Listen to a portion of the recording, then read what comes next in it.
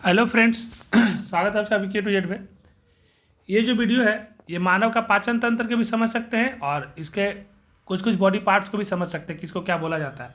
ये काफ़ी इंपॉर्टेंट है। जब भी साइंस का परीक्षा देंगे, चाहे आप 9 का दे, चाहे 10 का दे, चाहे 12 11 का दे, तो मानव का पाचन तंत्र, मानव का खोपड़ी और मानव का और भी पार्ट्स में कुछ ना कुछ आते रहता है। तो अगले बार मानव का खोपड़ी आ गया है तो इस बार खोपड़ी को नहीं बता करके हम पाचन तंत्र के बारे में और इसके कुछ कुछ चीज़ को बता दे रहे हैं। इसको ध्यान से आप एक बार लिख लीजिए और समझ लीजिए कि कहाँ को क्या कहता है।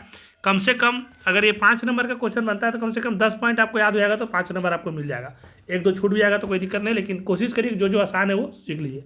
देखिए, पहले तो आप समझिए कि मानव का जो पाचन है ना, हमेशा वो मुख से ही शुरू हो जाता है। कहाँ से शुरू हो जाता है? तो मुख से ही शुरू। जैसे हम लेते हैं मुँह में, वहीं से पाचन हमारा शुरू हो जाता है। तो हम ऊपर से शुरू करते हैं, बाकी उसका सारा पार्ट तक नीचे तक चलते हैं।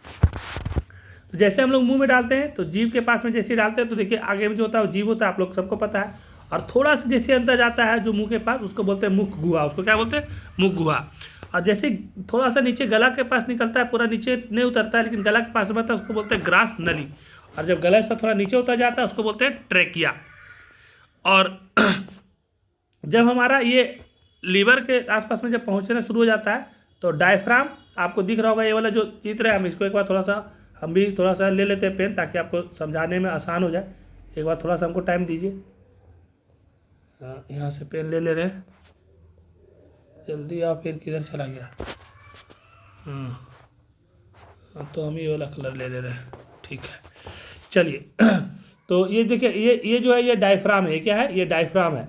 और डायफ्राम के जस्ट नीचे जो होता है ये होता है पित्ताशय। डायफ्राम के नीचे जो होता है क्या होता है? पित्ताशय। जो देखते होंगे आप लोग चिकन उकन में देखे होंगे कि हल्का सा नीला कलर का होता है।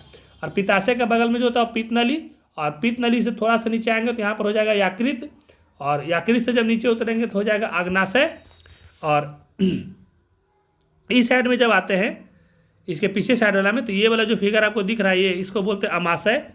और अमाशय से जैसे ही छोटा से नीचे आएंगे तो छोटी आँत और बड़ी आँत।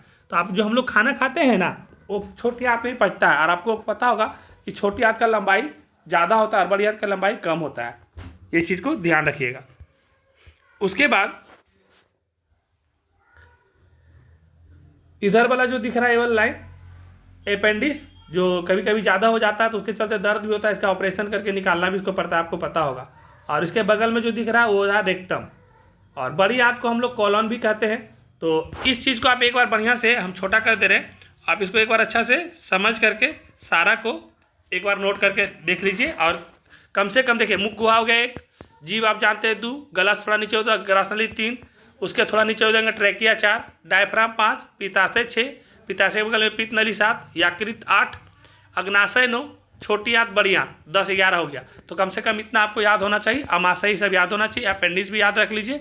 और छोटी बड़ी आँत को कोलोन भी बोलते हैं। रेक्टम जो सबसे नीचे दिख रहा है, एक बार इसको आप पढ़ लीजिएगा तो समझ में आ जाएगा। ऐसा क्वेश्चन बनता है। तो ठीक है, इसको समझ आइए बढ़िया से, और ठीक से फ़ोटो भी बना लीजिएगा, कम से कम सिंपल में इस तरह का। तो एक बार फोटो को देखिएगा तो आपको समझ में आ जाएगा। ठीक है, इस वीडियो को समाप्त करते हैं। धन्यवाद।